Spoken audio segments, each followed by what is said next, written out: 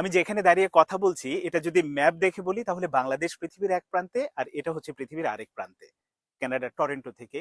এবং এই রকম দেশ থেকে হাজার হাজার মাইল দূরে দাঁড়িয়ে যখন বাংলাদেশের ফুটবলের ভালোবাসা টের পাই, বাংলাদেশের ফুটবলের উন্মাদনা টের পাই, তখন আসলে বলতেই ইচ্ছে হয় যে বাংলাদেশের ফুটবলে সত্যি সত্যি একটা জাগরণ শুরু হয়েছে, নতুন দিনের যাত্রা শুরু হয়েছে। সেটা কিভাবে টের পেয়েছি সেটাই বলছি, যে সামিত সোম আগের দিন ম্যাচ খেলে গেছেন এই টরেন্টোতে ইয়র্ক ইউনাইটেড এফসির বিপক্ষে। ওই ম্যাচে আমি মাঠে উপস্থিত ছিলাম এবং সেই অভিজ্ঞতাটাই আপনাদের সাথে শেয়ার করছি। ওখানে 200-300 সাপোর্টার সব মিলে, দু দল মিলে এরকম উপস্থিত ছিলেন। তার মধ্যে বাংলাদেশি সাপোর্টার ছিলেন বা বাংলাদেশের মানুষ ছিলেন 15 থেকে 20 জন, যারা যতটা না আসলে এই ফুটবলের কানাডিয়ান ফুটবলের সাপোর্টার, তার চেয়ে বেশিটা হচ্ছে সামিত সোমের খেলা দেখার জন্য তারা কাজ ফেলে বিভিন্ন জায়গায়, এবং এই দেশগুলোতে যারা প্রবাসী বিভিন্ন জায়গায় থাকেন, শুধু কানাডাতে না, মানে মিডল ইস্টে বলেন, ইউরোপ, আফ্রিকা, যেখানেই থাকুক না কেন, একদিনের কাজ, একটা শিফটের কাজ ফেলে এরকম একটা বিনোদনের জন্য মাত্র সময় বের করা, এটা কতটা কি ত্যাগ করতে হয় এটা যারা থাকে তারাই শুধুমাত্র বলতে পারবে। তো সেই ত্যাগ স্বীকার করে তারা মাঠে এসে খেলা দেখেছেন বাংলাদেশের, শুধুমাত্র একজন সামিত সোমের খেলা দেখার জন্য। এখন সামিত সোম প্রসঙ্গে বলছে যখন, তখন এই সাপোর্টারদের সাথেও আমি কথা বলছিলাম মাঠে, যে আসলে কেন এসেছেন। তিনি বলছিল এটা বলার অপেক্ষা রাখে না যে সামিতের খেলা দেখার জন্য, সামিতের প্রতি ভালোবাসা, সে বাংলাদেশের হয়ে খেলবে এই কারণে এসেছি। তারা আর একটা কথা বলছিলেন একজন, তিনি এখানে কাজ করেন, ইয়াং ছেলে, এবং তিনি বলছিলেন যে লাস্ট কবে আমি বাংলাদেশের ম্যাচ দেখেছি এটা মনে পড়ে না, দেশে থাকতেও এবং দেশ থেকে চলে আসার পরেও। কিন্তু হামজা চৌধুরী যখন খেলার সিদ্ধান্ত নিয়েছে, হামজা চৌধুরী যখন খেলেছে ভারতের বিপক্ষে, তিনি বলছিলেন যে ওই দিন কাজ ছুটি নিয়েছি, কাজ নেইনি সারাদিন, না নিয়ে শুধুমাত্র হামজার খেলা দেখবো বলে, ফুটবল ম্যাচটা দেখবো বলে। তো এই যে তার কথাগুলোর ভেতরে একটা জিনিস কিন্তু স্পষ্ট ফুটে ওঠে, যে আসলে বাংলাদেশের ফুটবলে এক ধরনের উন্মাদনা শুরু হয়েছে।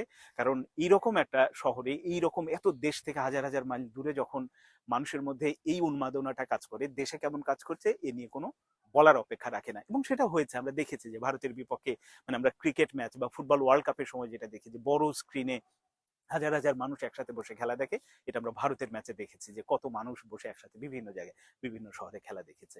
তো এই যে উন্মাদনাটা শুরু হয়েছে, এটা আমার ধারণা, আমার বিশ্বাস থামবে না, এটা বাড়তে থাকবে এবং বাড়ানো সম্ভব। শুধুমাত্র এখন ফুটবল ফেডারেশনকে যেটা করতে হবে, একটা দীর্ঘমেয়াদী পরিকল্পনাটা নেওয়া দরকার। দীর্ঘমেয়াদী পরিকল্পনা কি আমরা শুধুমাত্র বংশোদ্ভূত খেলোয়াড়দের উপরে নির্ভর করা বা তাদের উপরেই তাকিয়ে থাকে এটা না।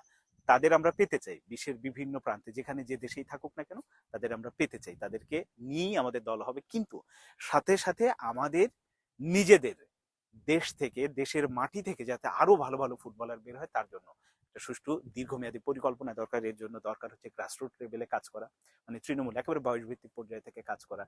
বিকেএসপি গুলোকে একেবারে সচল নিজেরা ধরে প্রয়োজনে কোচ সাপ্লাই দেওয়া, বা ওখানে কোচের একটা বড় অভাব আছে, উনি অন্যদিন কথা বলবো।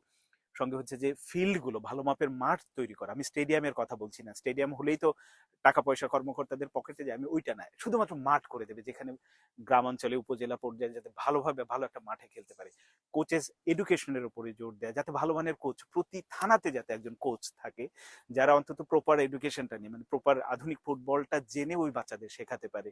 ইভেন হতে পারে যে বিভিন্ন স্কুলেই তো আসলে শারীরিক শিক্ষক একজন থাকে, পিটি প্যারেড করান যিনি, তারাও কিন্তু আবার খেলাধুলার কার্যক্রমগুলো করে। এইরকম টিচারদেরও যদি আসলে একটা বিএফএফ থেকে প্রশিক্ষণের আওতায় আনা যায়, যে হ্যাঁ বেসিকটা শিখিয়ে দেয়, যাতে আমাদের বাচ্চারা ওইভাবে একটু বেড়ে ওঠে, এইরকম যদি একটা পরিকল্পনা দীর্ঘমেয়াদী হাতে নেওয়া যায় না, তাহলে বাংলাদেশের ফুটবলের যে জাগরণ শুরু হয়েছে এটা আসলে অন্য লেভেলে যাবে। ফুটবল মানুষের প্রাণের খেলা। ক্রিকেটকে আমি ছোট করছি না, কোনোভাবেই খাটো করছি না, প্রত্যেকটা খেলায় এগিয়ে যাক, ক্রিকেট যেমন এগিয়েছে ফুটবলও এগিয়ে যাক। আমাদের আসলে যদি এইটা তৈরি হয়ে যায় না, মানে এই হাইপটাকে কাজে লাগিয়ে একটা পজিটিভ জায়গা তৈরি হয়ে যায়, একটা ভালো অবস্থান তৈরি হয়ে যায়, আমরা যদি এই যে সাউথ এশিয়াতে সাফল্য দেয়া, তারপরে ধীরে ধীরে ওপরের দিকে যাওয়া, এটা যদি পেতে শুরু করি, বাংলাদেশের ফুটবল আসলেই থামবে না, ধীরে ওপরের দিকেই যাবে।